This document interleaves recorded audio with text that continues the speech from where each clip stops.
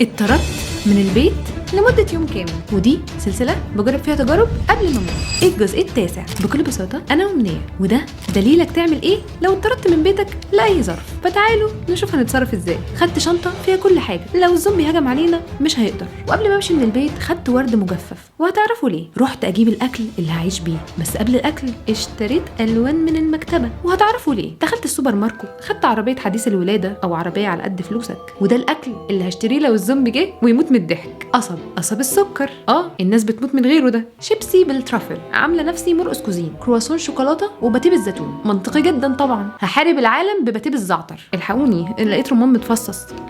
عشان كده جبت توت. واضح ان انا الوحيده اللي هحارب الزومبي بالفواكه الطازجه. ورحت محل الكزبره، قلت له عايزه فراوله بليمون، اداني فراوله باللبن. فاكر نفسه ماما وعايز يضيف قيمه غذائيه. خطفت نفسي لاقرب غابه اعيش فيها اليوم كله، مكان ما فيهوش بشر. لو اتخطفت محدش هيحس. الصوت الوحيد فيه طائر الكناري ونافوره الميه. لقيت فسحيه خضراء، فرشت ملايه وطلعت فيها كل معداتي. محتويات الشنطه دفتر تلوين عشان ما اشوفش الحياه سودا، والورد اللي نشفناه فرشته على الملايه، وحطيت المخبوزات الطازجه اللي ملهاش علاقه ببعض. حاسه نفسي في المزرعه السعيده. المهم انبسط. من امتى احنا والحياه السمارت؟ على فكره الحياه الطبيعيه هي اللي هتخليك ذكي فعلا. وهنا جت وظيفه الالوان. احسن حاجه ممكن تقدمها لنفسك انك تعمل حاجات شبهك، حتى لو محدش بيعملها غيرك، او كل الناس بطلت تعملها عشان ما بقتش ترند. اصلها اسمها نزهه، ما بقتش بيكنيك. انا ما بحبش الاماكن المقفوله الخرسانيه الراسماليه اللي كلها تكييفات وما فيهاش هواء طبيعي.